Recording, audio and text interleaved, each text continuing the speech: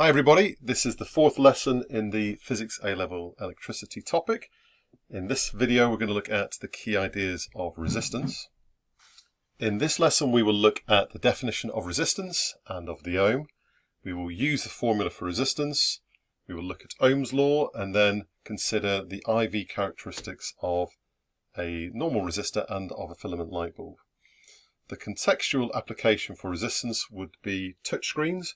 So the majority of modern touchscreens use the resistance of your body and have built-in capacitors in order to detect where your finger is. So all the controls are being managed by the resistance in your body effectively. The formula for resistance is hopefully one you've seen before. V is equal to I times R. So we've already looked at voltage, V, and we've looked at current, I, and now we're going to consider resistance. If we rearrange this to make R the subject, R is equal to V over I, this gives us the definition of resistance. So the ratio of voltage to current, V divided by I, is the resistance of a component. That's really, really important. The units of resistance are ohms, so this little horseshoe, omega. 1 ohm is equal to 1 volt per amp.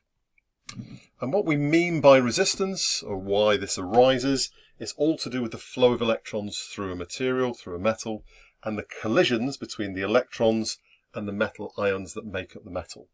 So this transfers energy and increases the temperature. So we're going to consider how resistance changes with temperature, length and area. And in a minute or two I'll show you a short animation which hopefully illustrates these ideas a bit more clearly. So as the temperature increases, there is a greater vibration of the ions, so the collisions are more frequent, so it's more difficult for the current to flow, so the resistance increases. As the length increases, those electrons have to travel further through the component, so there's going to be more frequent collisions, so the resistance increases. However, if we increase the cross-sectional area, then the resistance will decrease. Either we can think of this in terms of there are more electrons, so there's a higher current for the same component, or there are fewer collisions because there's more paths for the electrons to flow through. So let's look at how we can represent this visually. So if we assume that little green circles are electrons, delocalized electrons, and the blue circles are the metal atoms or ions, then if we consider this situation here, we've got a component, we've zoomed in to this piece of metal, and we've got this fixed array shown in 2D, but this is actually in 3 dimensions, and the electrons, as we know already, are going to flow away from the negative terminal through the component and be attracted to the positive terminal. As they do that, there's going to be lots of collisions between the electrons and the metal ions. So these ions get in the way effectively. The animation is not perfectly fluid, but hopefully you get the idea of collisions between electrons and atoms. That's absolutely key. This transfers energy, and as we'll see later on in the Physics A-Level course, if we have a greater kinetic energy, a greater vibration, this correlates to a higher temperature. So we get an increased amplitude of vibration. So as the temperature goes up, these metal ions are now moving a greater distance around a fixed point. So if we then put the first animation together with that vibration, you can imagine that those electrons are trying to pass through on their journey through the component, and it's more difficult to get past these vibrating metal ions. So what we're saying is a larger temperature means a greater resistance. The next key idea we need to consider is Ohm's law. Hopefully you've seen this before at GCSE. So we need to know this for the exam. This is a 2-mark question, typically 2-mark definition. For a conductor at constant temperature, that's really important as we will see, the current in the conductor is proportional to the voltage across it. So the way we'd represent this is a straight line through the origin, current on the y-axis, voltage on the x-axis. We have a proportional relationship. And this constant temperature is really important. As we've just said, if the temperature changes, then we have, let's say if it increases, we have a greater vibration of metal ions, so more collisions or more frequent collisions, and the resistance will increase. So it must be at a constant temperature in order for this relationship to be proportional. Okay, 3 simple calculations. You can pause the video if you want to and try these, but I'm going to go through them now. So the first one, we have a voltage of, we're trying to find the voltage. We have a current of 10 amps and we have a resistance of 25 ohms. Nice, easy GCSE style question. V equals I times R.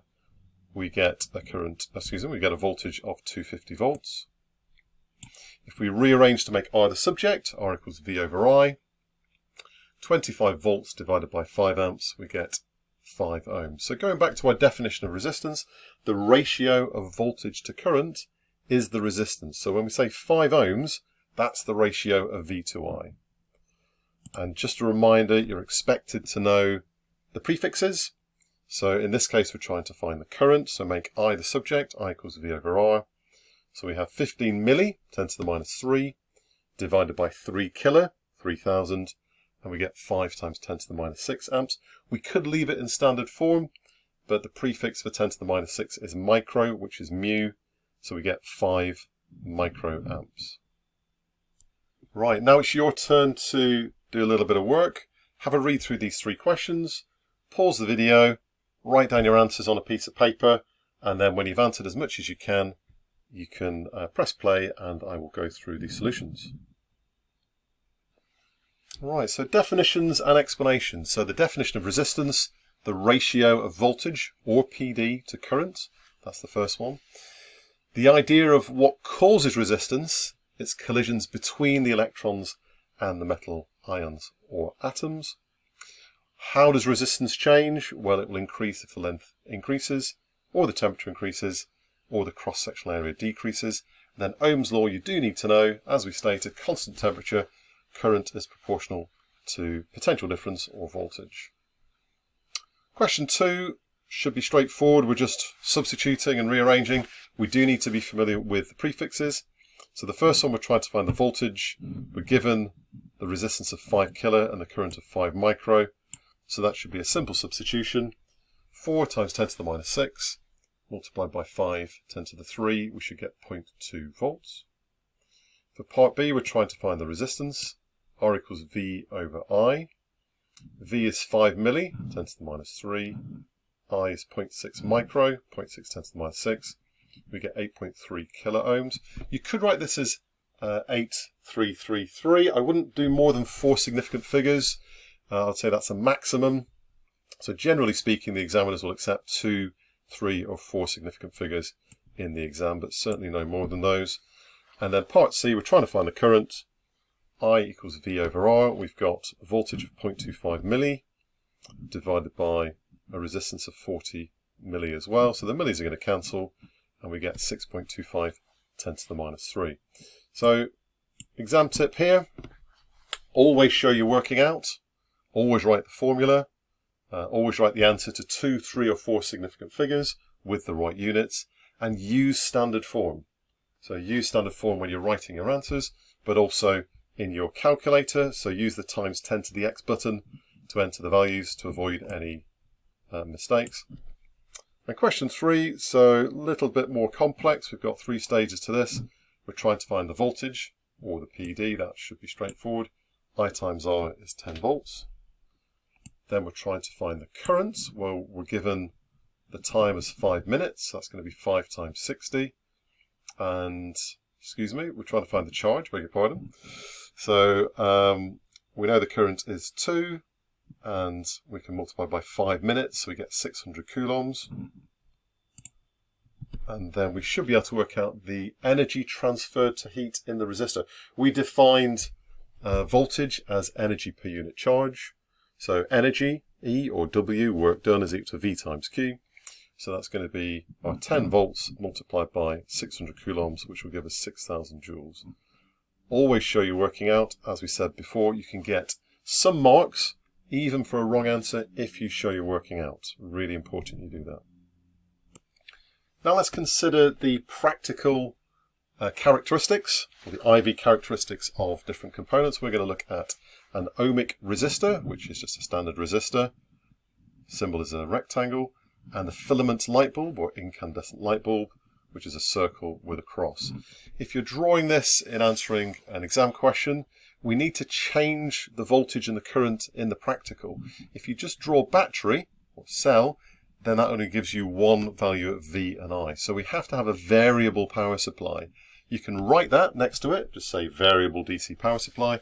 Alternatively, you can draw the correct symbol, which is a battery or cell, and an arrow at any particular angle through it. That means it's like a power pack. We can change the voltage. So the practical would be set up our simple circuit with the power supply, the component, the ammeter is in series, and the voltmeter is in parallel. And for a range of values, record V and I, and then plot an IV graph. So I on the vertical and V on the horizontal. So the first one, for an ohmic resistor, as you might expect, it should obey Ohm's law, which means that I is proportional to V. So we're assuming the temperature is constant, we get a straight line through the origin, and nice simple relationship. If I was to work out the resistance, then I could find the gradient, but be careful, the gradient is Y divided by X, I over V, and we've defined resistance as V over I. So we could work out the gradient in this case, that will be equal to 1 over resistance. So if you calculate the reciprocal of resistance, that will be equal to the reciprocal of the gradient, that will be equal to resistance. Do be careful with that. This is only going to be true if we have a straight line. So for example, if we have the light bulb, we get a curve of decreasing gradient. So we've got to be careful here. If I was to work out the gradient at any particular point and then find the reciprocal, that would not give me the resistance. The definition of resistance is V divided by I. So I would have to look at a particular point and calculate V divided by I. So our explanation here, why do we have this curve? You might remember this from GCSE. As the current increases, we get an increased transfer of energy. So the vibration, the amplitude of vibration of the metal ions increases. So it heats up, it gets hotter. So because we have this increase in vibration, there are more frequent collisions between the electrons and the ions. So it's more difficult for the electrons to flow, which means the resistance increases. So this is our explanation, these 3 bullet points. But we need to say, well, why does this shape, the curve of decreasing gradient, represent an increasing resistance? The way we say this is the ratio of V to I increases. V over I increases. If you say the gradient decreases, because it represents 1 over R, that's not strictly true. You might get away with that at GCSE, but the better answer is the ratio of V to I increases. Right, so pause the video and have a recap. You can write these down or just think these through in your head. There should also be a link underneath the video to a Kahoot quiz. Okay, so the solutions, ratio of voltage to currents. Why does resistance, or how does resistance, and why does it change with length, temperature, and cross-sectional area? We've covered those ideas. The IV characteristics for ohmic resistor and filament light bulb. You need to be able to sketch those. And possibly one of the most important ideas from this lesson is explaining the shape of the IV graph for a filament light bulb.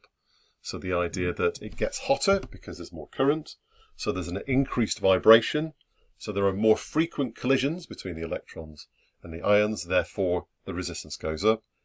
And the way we represent that, or why this represents an increase in resistance, is because the ratio of V to I increases. So we're going back to our definition of resistance in order to explain what is happening in this case.